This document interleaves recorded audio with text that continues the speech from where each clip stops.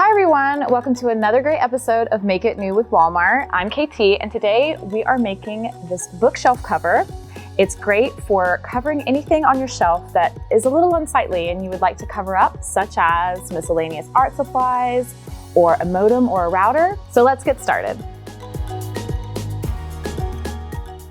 For this project, you'll need an assortment of Waverly Inspirations Chalk Paints, and we're going to need some stronghold glue, a paintbrush, a ruler and a pencil, a utility knife, and of course, some recycled books.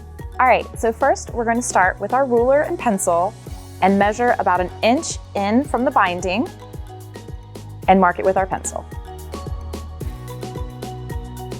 And next we're going to very carefully open our knife and start cutting.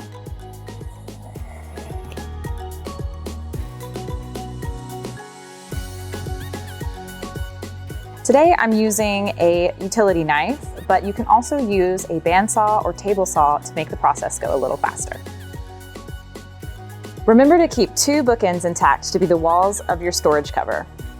And now that we've finished, we have all this paper to do some fun decoupaging with Mod Podge or use for your art journal. So now that we finished cutting our books, it's time to paint. The great thing about Waverly Inspirations Chalk Paint is that the coverage is so good and these colors are absolutely beautiful, and there's no prep involved with getting the paint to what you're painting on.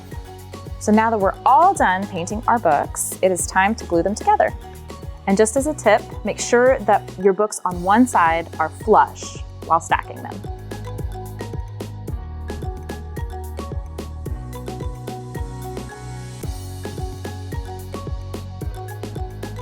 So it should start looking a little bit like this, and you can add as many books as you like.